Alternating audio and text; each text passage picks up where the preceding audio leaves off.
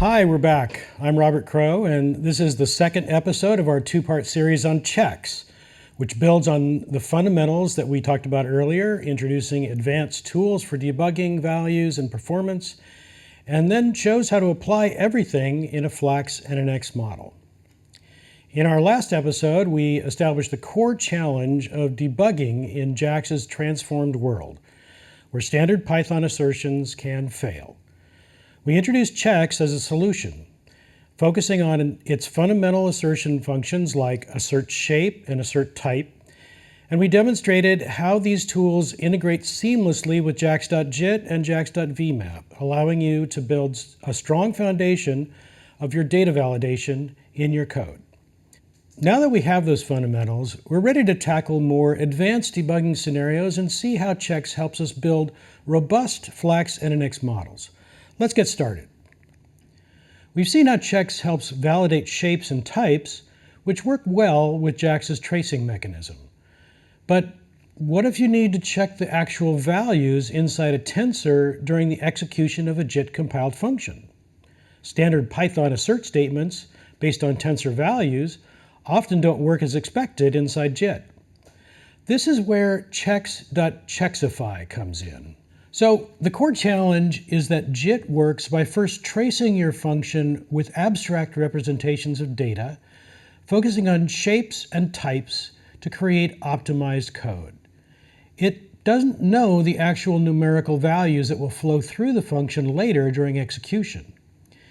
If you write standard Python code like if statements or assert that depend on these runtime values, like checking if all elements are positive or if the sum meets a condition, JAX usually can't handle it during tracing. It needs to know which path to compile before it has the real data. This often leads to tracing errors or unexpected behavior. Chex provides Chexify to solve this. You apply it as a decorator. It essentially allows the function to run in two different modes. First, it lets JAX trace the function as usual for compilation, largely ignoring Python checks that depend on concrete values. Then, crucially, when the compiled function is actually executed with real data, Chexify allows your Chex assert statements, so assert trees all close or assert tree finite and so forth, based on the JAX array values like JNP all and mean and isnan, to execute and potentially raise errors if conditions aren't met. Think of it as temporarily stepping outside the optimized JAX execution path, just long enough to perform your Python value checks at runtime. It's vital to understand this is different from assertions like Chex.AssertShape, which operate during tracing. Chexify allows checks on values, but comes with potential overhead because of the additional operations on the asserted values. So it's mainly a debugging tool. Here's a practical example. We're checking the simple array x for finite values inside a JITted function. But imagine the power of this with the new NNX. Because NNX.module is now a PyTree, you could pass an entire model object into the Chexified function and use Chex.AssertTreeAllFinite with the model to check every single parameter and state variable for nans or infinities in one go. This is a massive help for debugging exploding gradients or disappearing gradients during training right where they happen. Notice the use of Chex.block until Chexify assertions complete, which is typically required. Chexify supports async dispatch, so by default, calling JITted functions returns immediately with the actual outputs and errors calculated asynchronously. So, checking the error right after the function invocation requires blocking until the execution is complete. Without block until Chexify assertions complete, all errors will be surfaced during a later call to the Chexified function. So, Chexify is incredibly useful for debugging tricky issues inside transformed functions where you suspect specific numerical values are going wrong. You can use it to verify that intermediate calculations meet certain criteria, check for nans resulting from specific value combinations, or validate complex algorithm invariants during testing. However, remember the significant performance cost. Because it might run the Python code again at runtime, it's much slower than letting the optimized JAX code run uninterrupted. Therefore, it's strongly recommended to use Chexify only as a debugging tool during development and testing.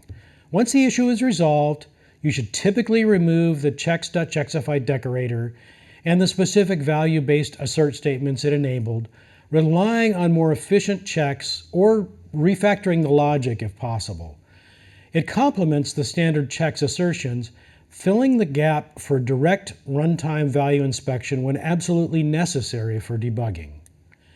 Now let's shift gears to a different kind of problem that Chex helps with: performance and debugging related to JAX's compilation. One common JAX pitfall, especially for newcomers, is accidentally causing functions to recompile too often. Chex provides a tool called assert max traces to detect this. To understand assert max traces, we need to quickly revisit how jax.jit works. When JAX encounters a JIT decorated function for the first time with a particular set of input shapes and types, it traces the function's operation using abstract placeholders. This trace is then compiled into your highly optimized code for your accelerator. This compilation process can take some time. Crucially, JAX caches this compiled code. If you call the function again with inputs having the exact same shape and type structure, JAX reuses the cached compiled code, which is very fast. However, if you call the function with inputs that have a different structure, say a different shape or type, JAX has to retrace and recompile the function for that new structure. While this flexibility is powerful, unintended frequent recompilation can become a major performance bottleneck. It often indicates a problem, like accidentally changing array shapes in your training loop, or passing dynamic Python values that JAX treats as static parameters. Chex.assertMaxTraces is designed to catch this. You tell it the maximum number of times you expect a function to be traced or compiled, and if JAX tries to trace it more than that limit, Chex raises an error, alerting you to the unexpected recompilations. It's mainly used during development and testing to ensure your functions are compiling efficiently. In scenario 1 here, we have process fixed shape. We use jax.jit and mark the shape tuple argument as static using static argnums. This tells JIT that the function should be recompiled if shape tuple changes, but not if only the array X values change while keeping the same shape. We then add chex.assertMaxTraces, stating that we expect this function configuration with the specific static shape tuple to be recompiled only once. Calling it twice with the same fixed shape works fine. The first call triggers the compilation, the trace count is 1, and the second reuses the cache. In scenario 2, we have process dynamic shape. This time we don't mark anything static. We call it first with a 2x2 array, which triggers 1 trace. Then we call it again, but with a 3x3 array. Because the input shape changed, JAX attempts to retrace and recompile. However, assertMaxTraces detects this second trace, sees that it exceeds our limit of n equals 1, and raises an assertion error. This immediately flags that our function is being recompiled unexpectedly, likely due to the changing input shape. So, when should you use assertMaxTraces? Well, primarily during development and testing. Wrap your core JITted functions, like the main step in your training loop or the forward pass of your model, to make sure that they behave as expected during compilation. It's also extremely valuable in automated tests to guarantee that the refactoring hasn't introduced unexpected recompilations. If you're debugging why something is suddenly slow, this can help isolate the cause. The key benefits are catching performance regressions early, helping you better understand JAX's compilation model and the static, dynamic nature of your inputs, and finding bugs related to shape instability much sooner. Remember, this is mostly a development and debugging aid. You'd typically remove or disable these checks in final production code, as the small monitoring overhead isn't necessary, and sometimes you might intentionally design code to handle a few different compilation paths. Now let's talk about how Chex and Flax NNX work together. Neural networks are prime candidates for validation due to their complex data pipelines. Getting shapes wrong between layers or feeding unexpected input formats, unfortunately, are common bugs. Chex helps ensure the output of one layer correctly feeds into the next layer, and that the initial input matches the model's expectation, and helps debug numerical issues like nans or infinities appearing in activations or gradients during training. Within a Flax NNX module, the most effective place to put Chex runtime assertions is inside the dunder call method, which defines the forward pass. You can check inputs right at the start, validate the outputs of intermediate layers, and check the final output before it's returned. Here's a simple NNX module for an MLP, or multi-layer perceptron. In this example, we don't do anything with checks inside the dunder init. Inside the dunder call method, we use chex.assertRank to ensure that the input x is 2D, batch, and features. We use chex.assertAccessDimension to specifically check that the size of the feature dimension, axis 1, matches the expected input features of our first linear layer. We also check the type. After the forward pass, we perform similar checks on the output shape using the expected output features of the second linear layer. This ensures the model behaves correctly regarding its input and output contracts.